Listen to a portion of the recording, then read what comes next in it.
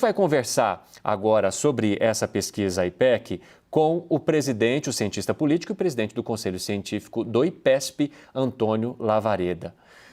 Lavareda, seja muito bem-vindo. Que bom falar com você assim, né? Antes agora desse segundo turno, faltam 13 horas e 47 minutos para as urnas se abrirem aí para a votação. Estamos aguardando também os dados agora da pesquisa Datafolha, que deve sair. Como é que você olha para esses números que estão assim tão próximos já da confirmação do voto desse eleitor que apontou a tua preferência até esse momento?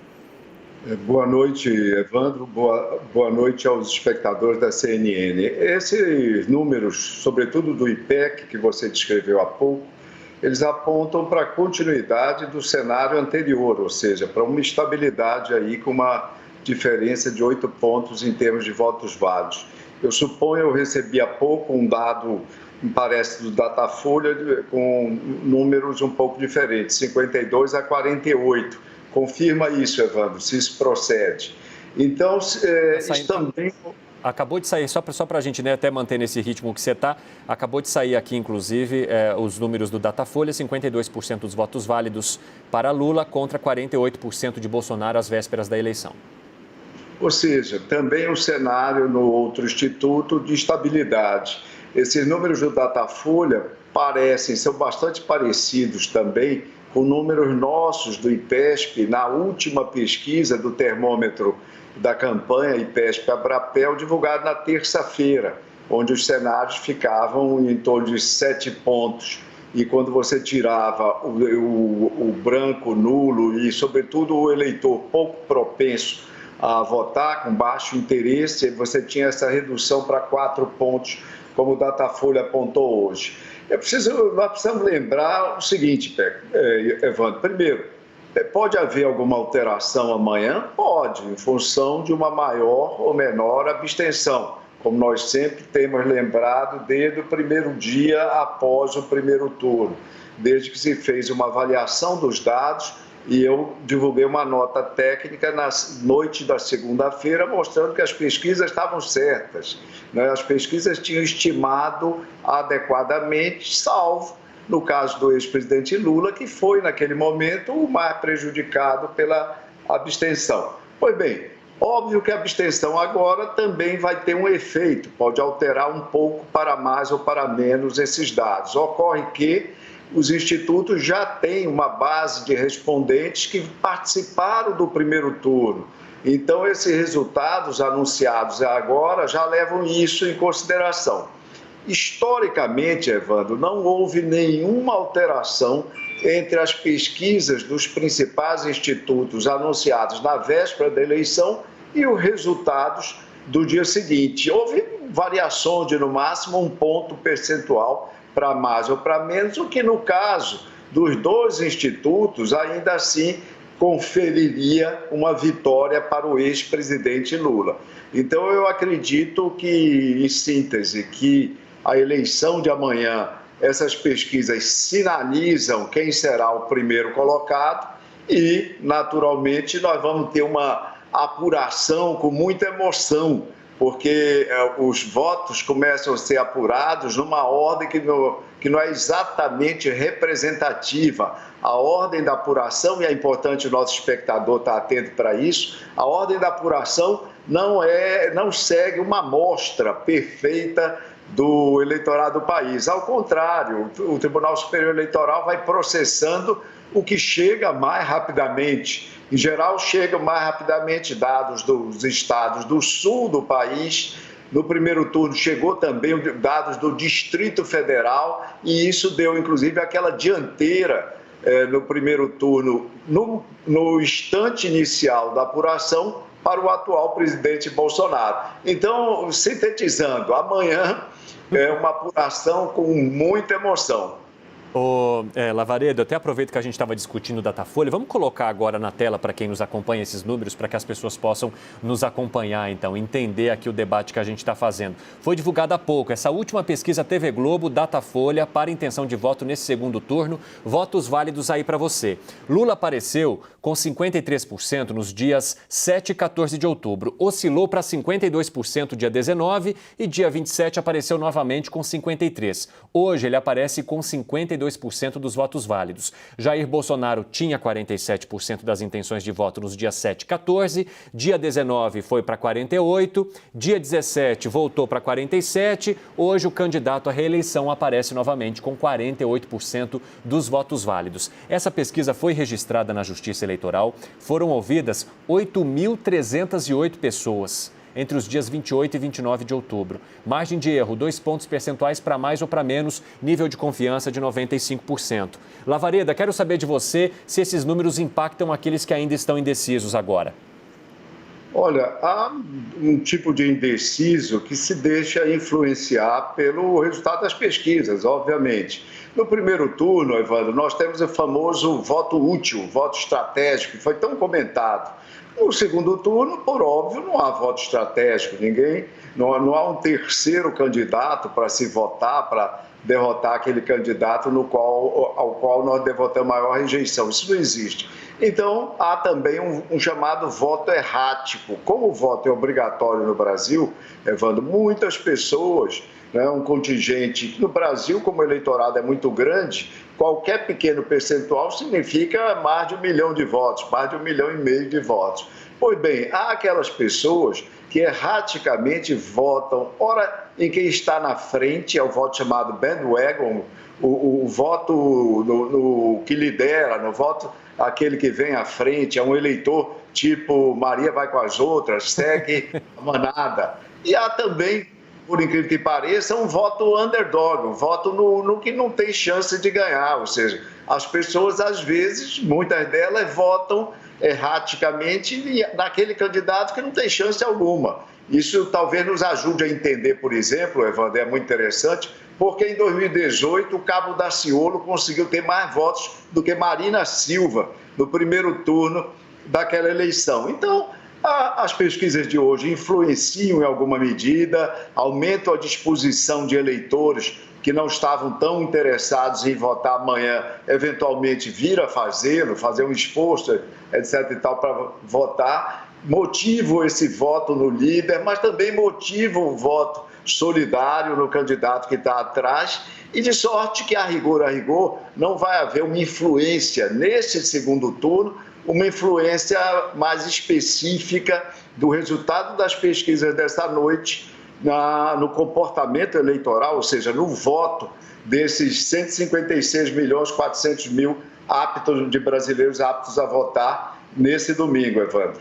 Lavareda, Yuri Pita, nosso analista de política, também quer participar dessa entrevista. Vai lá, Yuri. Obrigado, Evandro. Lavareda, prazer sempre falar contigo. Deixa eu te perguntar sobre aquela questão, a gente mesmo aqui na CNN passou a ter no nosso agregador de pesquisas, a história do likely voters, ou seja, da probabilidade do eleitor de fato registrar na urna aquela opinião pública que ele tem.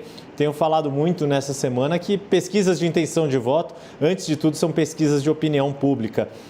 Como você está vendo esse cenário, esse impacto que a abstenção pode ter, e diante dessa disputa tão acirrada, a gente pode ter um efeito, eventualmente um efeito reverso, ou seja, de ter uma abstenção que não cresça tanto quanto se espera, justamente porque há uma maior mobilização em torno da abstenção e tanto os apoiadores de Lula quanto de Bolsonaro estariam mais engajados em ir à urna amanhã?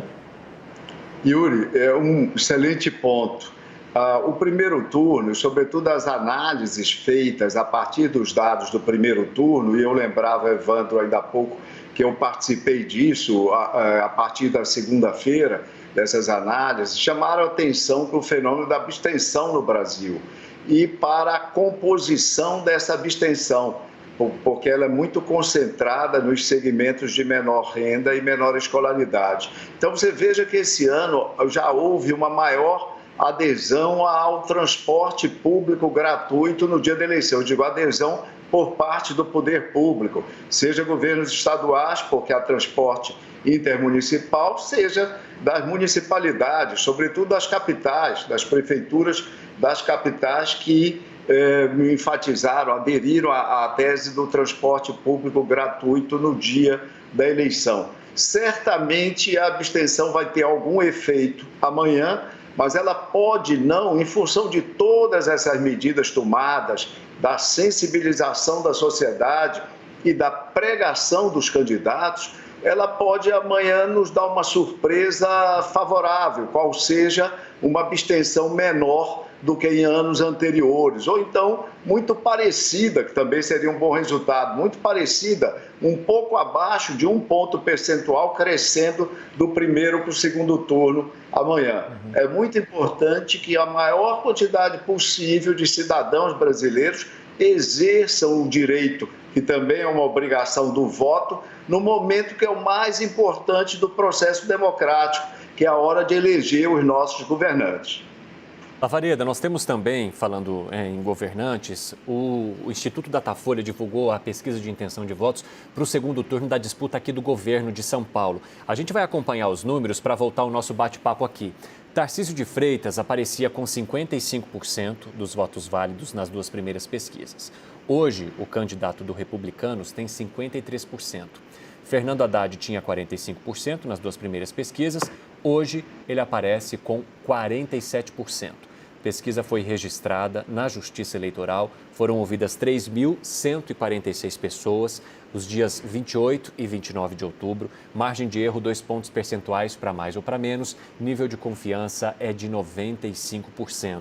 Há uma estabilidade nos números aqui de São Paulo, Lavareda, no teu ponto de vista? Olha, os dados da pesquisa que você acaba de relatar mostram um pequeno avanço do candidato Fernando Haddad e, correspondente a isso, o recuo, naturalmente, na mesma proporção do candidato Tarcísio de Freitas. A eleição em São Paulo está muito acirrada, muito disputada. Ainda essa tarde, esse final de tarde, início da noite, vídeos circulando com o episódio onde esteve envolvida a deputada Carla Zambelli. Então, a discussão da eleição de São Paulo, ela vai enveredar pela noite de hoje. É uma eleição onde, visivelmente, a probabilidade de vitória do candidato Tarcísio é maior, não há como negar isso, mas nós podemos ter ainda, eventualmente, um estreitamento dessa diferença que a pesquisa aponta hoje. Yuri, quer falar um pouco sobre São Paulo também com o Lavareda? Pois é, acho que vale a gente ficar de olho também, né, Lava, o quanto esse resultado de Tarcísio e Haddad vai se espelhar no resultado Bolsonaro em Lula no estado de São Paulo, né? Bolsonaro saiu com uma vantagem de 1.700.000 votos no primeiro turno, que é maior do que a vantagem que Tarcísio teve em relação a Haddad. É muito provável que Tarcísio herde uma boa parte dos eleitores de Rodrigo Garcia, embora Haddad também possa conseguir uma parte dessa votação. Você espera que a gente tenha resultados muito próximos? Eu me lembro que dentro do PT, lá no início ainda da campanha, a expectativa é de que Haddad tivesse um desempenho de 80% em relação ao desempenho de Lula, e foi mais ou menos isso que aconteceu. Lula com 10 milhões de votos e Haddad com um pouco mais de 8 milhões. Será que agora a gente tende a ter resultados mais colados? Bolsonaro, Tarcísio, Lula e Haddad aqui no estado de São Paulo?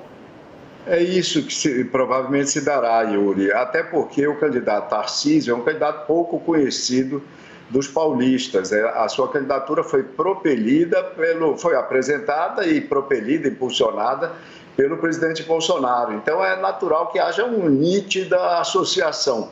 Já houve no primeiro turno. E o segundo turno, Yuri, como se diz na literatura, ele politiza mais a disputa. Então, essa associação muito mais próxima, uma correlação mais estreita entre votos para o presidente e para o seu candidato a governador, o candidato a governador associado ao presidente, embora não sejam do mesmo partido, como é o caso em São Paulo, de Bolsonaro e Tarcísio, isso se torna ainda mais nítido no segundo turno.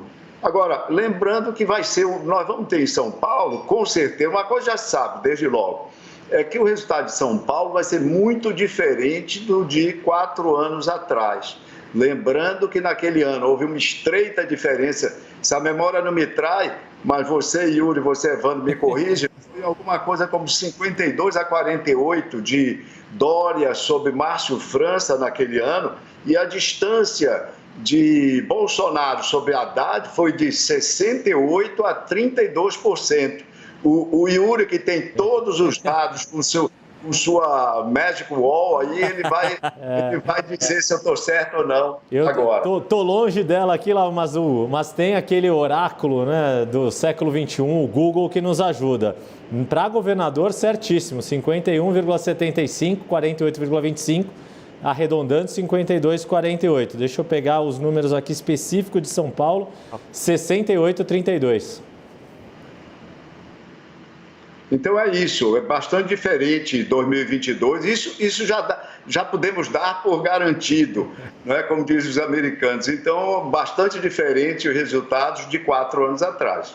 Lavareda, bom, falando em pesquisa, tem saído várias do forno enquanto a gente conversa, tem mais uma agora, Genial Quest, para presidente da República. Vamos ver os números para a gente continuar analisando aqui, considerando o percentual de votos válidos. Lula do PT aparece com 52% das intenções de voto, Bolsonaro do PL tem 48%, bastante parecido com o resultado também do Datafolha. Pesquisa foi registrada na Justiça Eleitoral, ouviu 2.200 eleitores entre os dias 2 e 29 de outubro.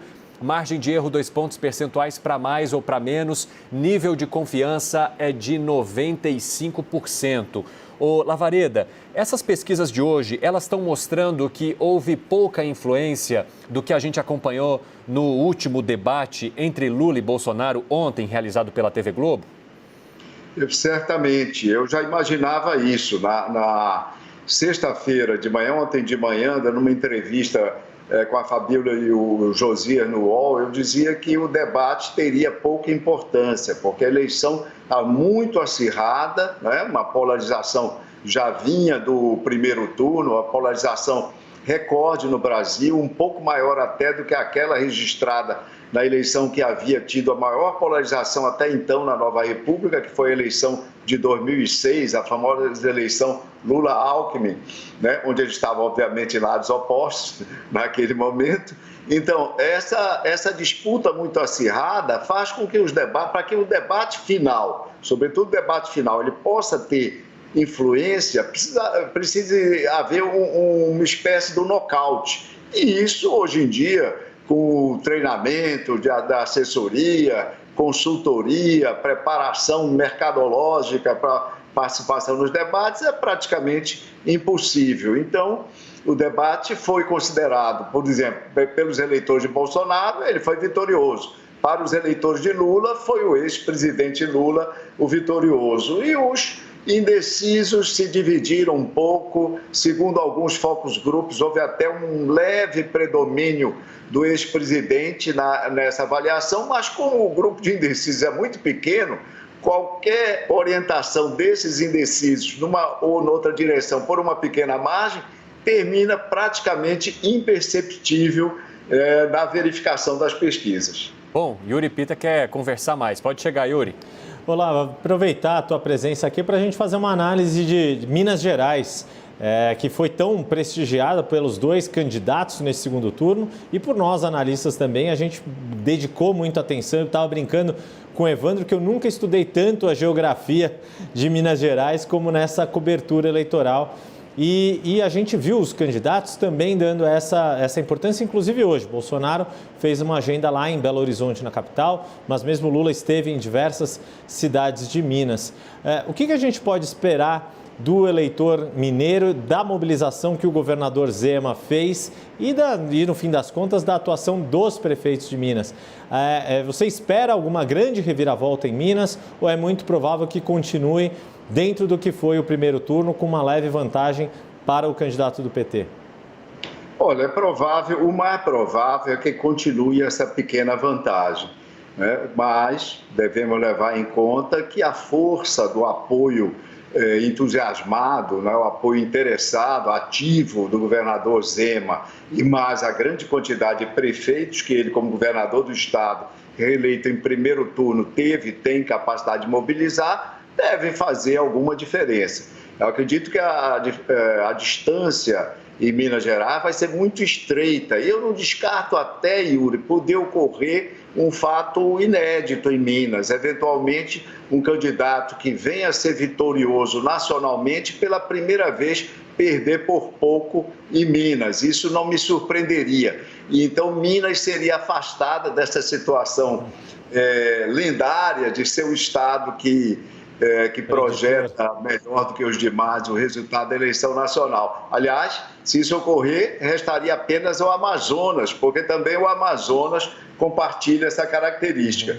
No caso de Minas, todos os analistas, nós lembramos sempre que é o estado que tem fronteira, tem limites com o maior número de outros estados, inclusive de outras regiões do país. Minas é influenciado pelo Centro-Oeste, ali no Triângulo Mineiro, é influenciado por São Paulo, é influenciado pelo Rio de Janeiro, é influenciado pelo Nordeste. Minas tem, inclusive, uma área do estado, Vale do Jequitinhonha, que integra a área legalmente do Nordeste, da Sudene. Pois bem, Minas é uma amostra do Brasil, em grande medida. Agora, a Amazônia não é. Lavareda, aliás, eu só queria mencionar que o Yuri vai receber o título de cidadão Teófilo Otonense, tá? De tão conhecedor que ele ficou do estado de Minas Gerais e de Teófilo Otoni, que disputou aí ambas as candidaturas. Eu queria só fazer mais uma pergunta para você sobre o saldo que foi ou não trazido, por exemplo, pela figura de Simone Tebet ou de Romeu Zema no estado de Minas Gerais, né? Porque foram apoios bastante intensos nesse segundo turno. Isso se reflete nas pesquisas, na tua avaliação? Olha, no segundo turno, todo apoio é importante e, sobretudo, um apoio, seja do governador reeleito com uma larga vantagem em primeiro turno, seja da candidata que ficou em terceira colocação. O terceiro e o quarto colocados, numa lista de muitos candidatos, uma lista pluripartidária, como é o caso das nossas eleições presidenciais, são pessoas cujo apoio é disputadíssimo em qualquer lugar, em qualquer circunstância. Então, naturalmente, o apoio da senadora Simone Tebet foi fundamental para o presidente Lula nesse segundo turno. Ela também é do Mato Grosso do Sul, é senadora do Mato Grosso do Sul, com uma identificação, com uma identidade com a região Centro-Oeste, também tem essa interação. Em São Paulo, ela teve uma votação acima da votação que teve no conjunto do país. Então, ela teve um peso no Sudeste bem diferenciado. No Sudeste, ela teve um percentual maior, no Sudeste como um todo, do que teve no conjunto do país. Então, foram apoios para Lula, no caso da senadora, e para Bolsonaro, no caso do governador, extremamente importantes. E, por isso, eles foram coadjuvantes tão mencionados, tão festejados por cada uma das campanhas ao longo desse segundo turno. Lavareda, muito obrigado, viu? Agradeço aí pelo bate-papo, por nos ajudar a entender essas pesquisas que foram saindo conforme a gente ia conversando. Até a próxima. Até mais, Evandro. Um abraço para você, para o Yuri. Saudação para os espectadores da CNN. Opa, espaço está sempre aberto para você por aqui. Yuri, obrigado por enquanto também, viu? Obrigado, grande abraço, Lava. Boa sorte para todos nós amanhã.